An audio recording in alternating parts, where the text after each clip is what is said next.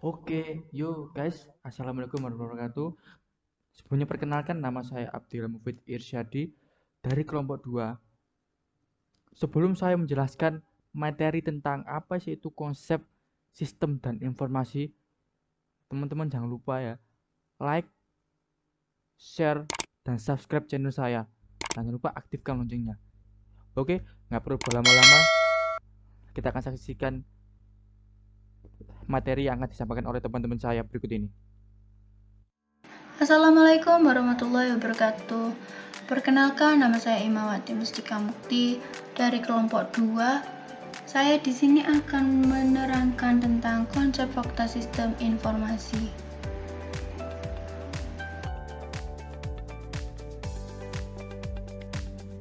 Materinya ada konsep dasar sistem, pendekatan sistem, konsep informasi, dasar pemrosesan komputer, basis data, komunikasi data. Konsep dasar sistem. Sistem yaitu kumpulan dari unsur atau elemen-elemen yang saling berkaitan atau berinteraksi dan saling mempengaruhi dalam melakukan kegiatan bersama untuk mencapai tujuan-tujuan tertentu. Contoh, sistem komputer terdiri dari software, hardware, dan firmware. Yang kedua, sistem akuntansi dan lain-lain. Syarat-syarat sistem. Sistem harus dibentuk menyelesaikan elemen sistem. Harus mempunyai rencana yang ditetapkan adanya hubungan di antara elemen sistem. Tujuan organisasi lebih penting daripada tujuan elemen. Karakteristik sistem yaitu komponen, batas sistem, lingkungan luar sistem, penghubung sistem, masuk sistem, keluar sistem, pengelola sistem, tujuan sistem. Konsep informasi. Informasi yaitu data yang telah diproses menjadi bentuk yang memiliki arti bagi penerima dan dapat berupa fakta, suatu nilai yang bermanfaat. Input, proses, output. Data merupakan RAM material untuk suatu informasi. Klasifikasi sistem. Sistem abstrak, sistem fisik, sistem alamiah, sistem buatan manusia, sistem tertentu, sistem tak tertentu, sistem tertutup, sistem terbuka. Metode sistem ada dua, yaitu black box approach, yaitu suatu sistem di mana input dan output dapat didefinisikan tetapi prosesnya. Yang kedua, analitik sistem, suatu metode mencoba untuk melihat hubungan seluruh masalah untuk menyelidiki kesistematisan tujuan dari sistem yang tidak efektif dan evaluasi pilihan dalam bentuk ketidakefektifan biaya. Dan yang terakhir adalah struktur dasar, yaitu ada direktur sistem informasi, yang kedua ada manajer pengembangan sistem yang terdiri dari analis sistem dan programmer, yang terakhir adalah manajer komputer dan operasi. Sekian. Assalamualaikum warahmatullahi wabarakatuh. Perkenalkan, nama saya Abdil Mufid Irsyadi.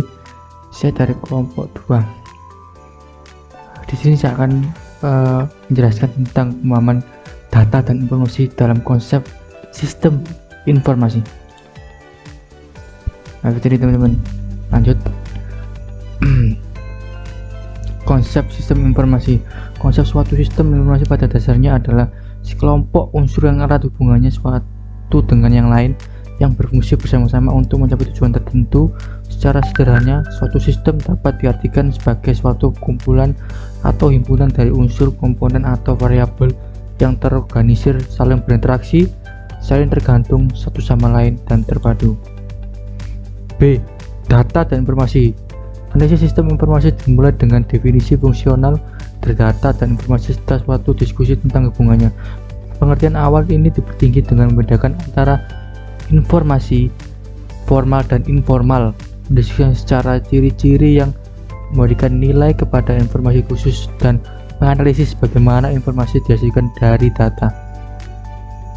1. Data. Ini akan saya jelaskan.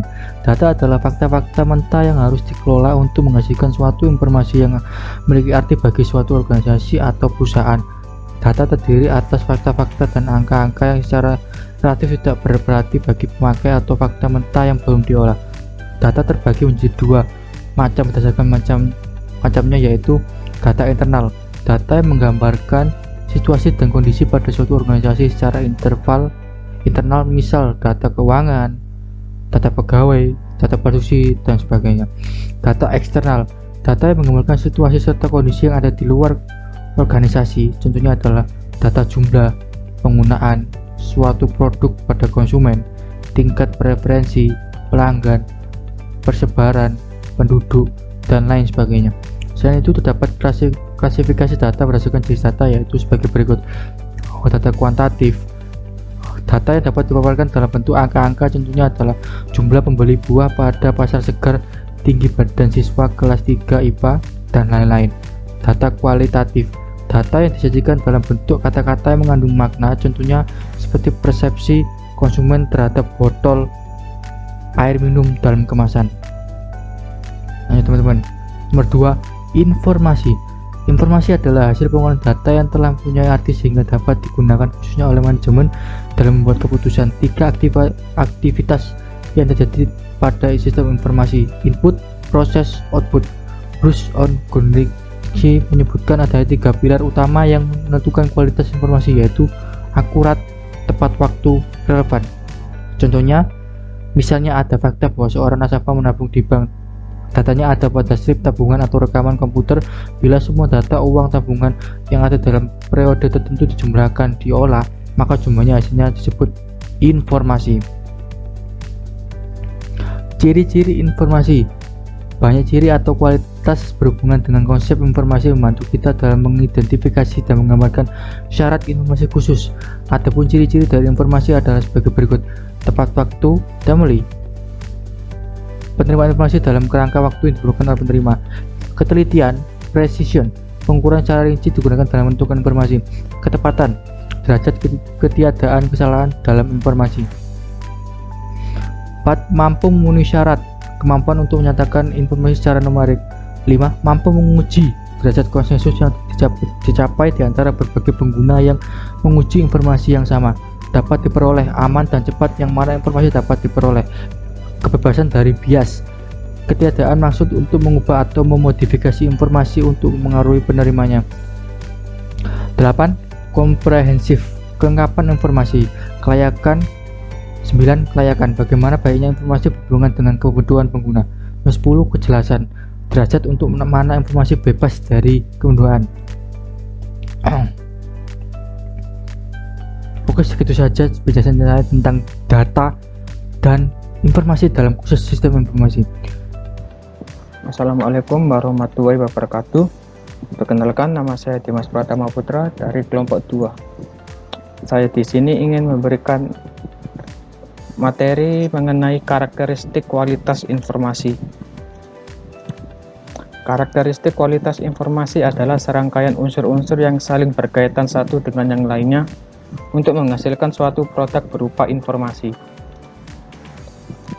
Karakteristik kualitas informasi sendiri dibagi menjadi 6 karakter.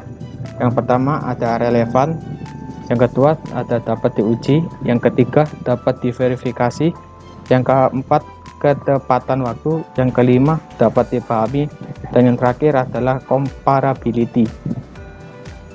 Untuk karakteristik yang pertama ada relevan. Relevan atau relevansi mengacu pada seberapa membantu informasi tersebut untuk memproses pengambilan keputusan. Kualitas informasi menjadi relevan jika memenuhi unsur predictive value, yaitu membantu memprediksi hasil-hasil yang akan diperoleh di masa yang akan datang. Yang kedua ada confirmatory value, yaitu membantu mengkonfirmasi kebenaran ekspektasi sebelumnya. Informasi akan menjadi relevan jika dapat memberikan informasi yang bermanfaat tentang peristiwa di masa lalu dan membantu memprediksi peristiwa masa depan. Hal ini penting dalam mengambil tindakan untuk kemungkinan yang terjadi di masa depan. Yang kedua, dapat diuji. Reliabilitas juga dikenal sebagai keandalan atau dapat diuji. Hal ini menunjukkan sejauh mana informasi secara akurat mencerminkan sumber daya perusahaan, perputaran modal, transaksi, dan lain-lain. Faktor ini adalah untuk membantu memberikan gambaran nyata atau realita yang tersaji dalam informasi. Kualitas informasi menjadi reliability jika memenuhi unsur sebagai berikut. Yang pertama, lengkap atau completeness. Laporan tidak boleh mengecualikan apapun dan semua informasi penting tersaji sesuai kriteria penyajian secara wajar. Yang kedua, ada netral atau neutrality. Informasi laporan tidak dibuat atas dasar kepentingan salah satu pihak, baik eksternal maupun internal. Yang terakhir, bebas dari kesalahan atau free from error.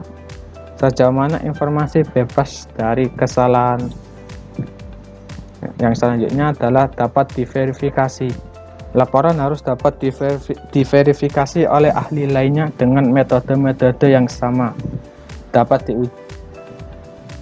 Sebagai contoh, informasi akuntansi yang disajikan dalam laporan keuangan dianggap dapat diverifikasi jika dua akuntan independen, misalnya akuntan publik atau auditor, dapat menyimpulkan berdasarkan verifikasi mereka bahwa transaksi dan keadaan yang terjadi terrefleksi secara adil.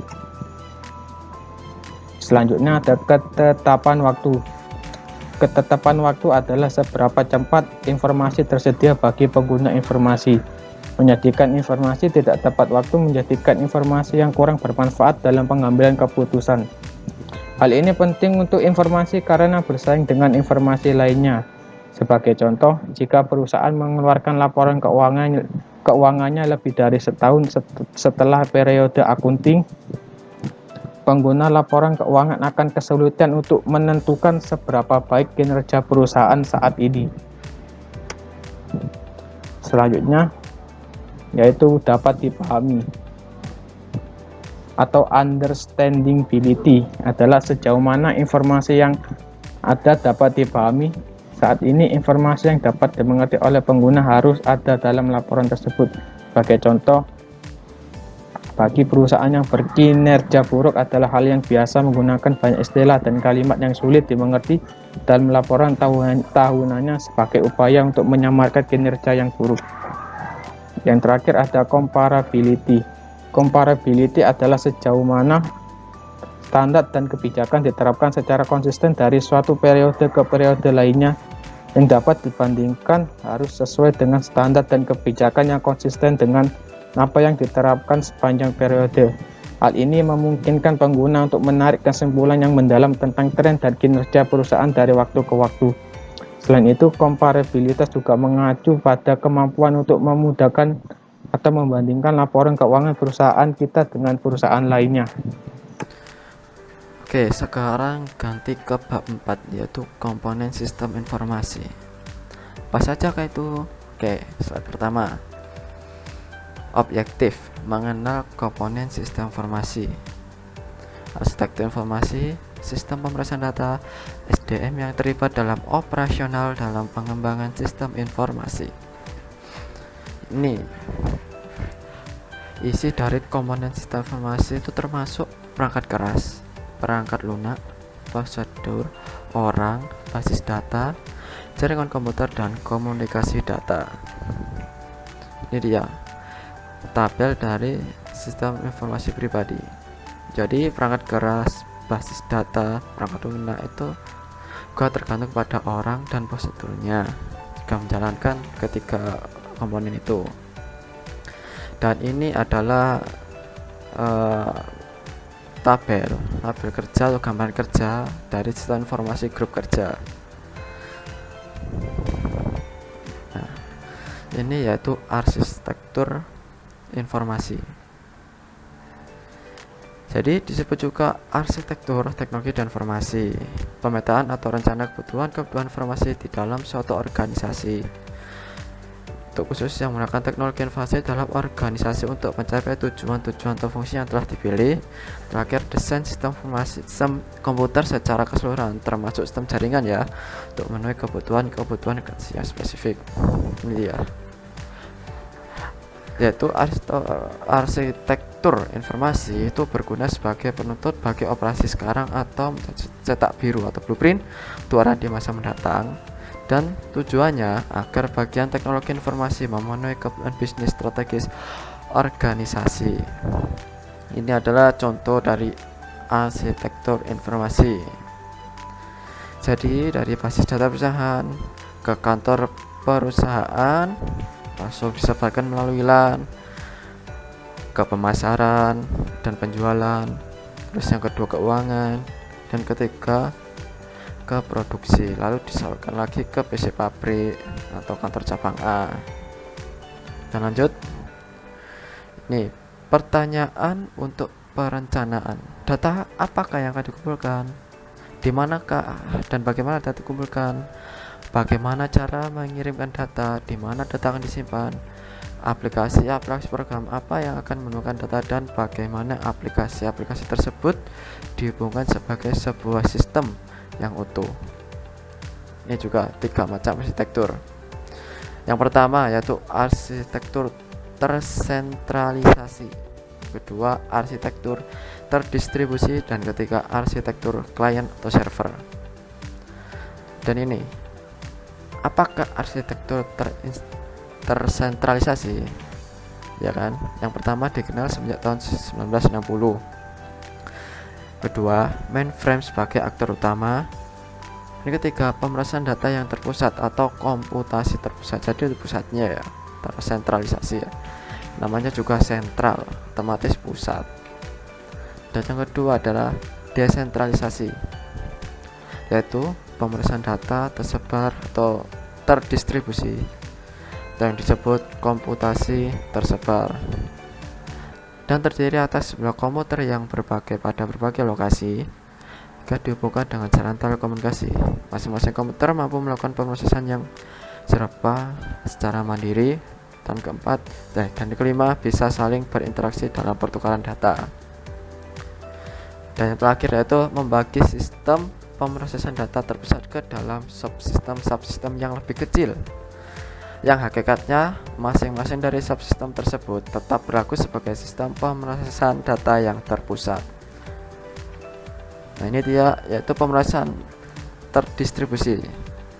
Ini berdasarkan dari area fungsionalnya, bisa dilihat di tabel berikut. Oke, lanjut. Keuntungan dan kekurangan. Keuntungannya yaitu penghematan biaya, pengikatan tanggung jawab terhadap biaya, dan yang lain-lain. Dan kekurangan juga mungkin kekacauan kontrol terhadap sistem komputer, itu ya wajar ya. Dan kedua, ketidaksesuaian dalam menyediakan perangkat lunak dan perangkat keras, dan lain-lain. Itu ada di tabel. Nah, sekarang yang terakhir yaitu arsitektur klien dan server. Yang pertama yaitu interoperabilitas. Yang kedua klien, jadi sembarang sistem atau proses yang melakukan suatu permintaan data atau layanan ke server. Ketiga, server, sistem atau proses yang menyediakan data atau layanan yang diminta oleh klien. Yang keempat yaitu sistem informasi dapat dibangun dengan menggunakan perangkat lunak gado-gado. Ya, unik ya namanya, gado-gado. Ini juga tabelnya. Jadi klien, server, basis data, printer. Nah, ini dia aplikasi klien server. Yang pertama, aplikasi pesan, misalnya email atau yang dikenal sekarang surat elektronik, dan penyebaran basis data pada beberapa jaringan komputer, mungkin berbagai berkas atau perizinan atau pengaksesan komputer melalui jarak jauh.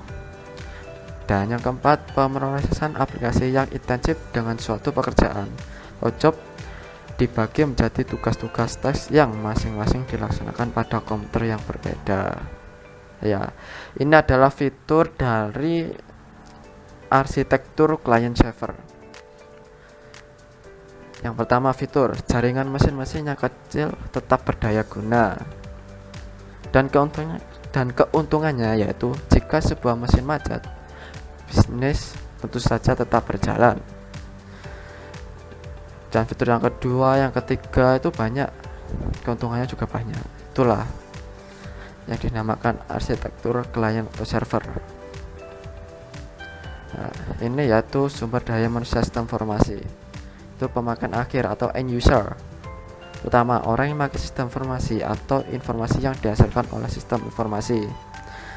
Kedua, staff, manajer, pekerja pengetahuan, dan knowledge worker. Kedua, yaitu spesialis teknologi informasi. Orang yang bertanggung jawab terhadap kelangsungan operasi dan pengembangan sistem informasi. Ini adalah personil dari PDA. Pertama, operator, analisis sistem, pemrograman aplikasi, analisis pemrograman sistem, administrator basis data atau yang disingkat DBA, database administrator, dan teknisi komunikasi data atau spesialis komunikasi data, teknisi perawatan sistem, webmaster, audio PDA. Dan terakhir yaitu komputasi pemakai akhir, end user computing. Apakah komputasi pemakaian akhir atau end user computing? Yaitu suatu yang memungkinkan pemakai secara langsung dapat menyelesaikan sendiri persoalan-persoalan terhadap kebutuhan. Jadi itu adalah macam-macam dari komponen sistem informasi ya. Oke teman-teman, begitu saja penjelasan dari teman-teman saya tentang apa sih itu konsep sistem dan informasi. Sebelumnya saya ingetin juga, jangan lupa kalian klik like, share, dan subscribe channel saya di bawah ini, dan jangan lupa aktifkan loncengnya. Oke, segitu saja penjelasan dari kelompok kami, kelompok 2. Kita berjumpa di lain waktu. Oke, see you next time.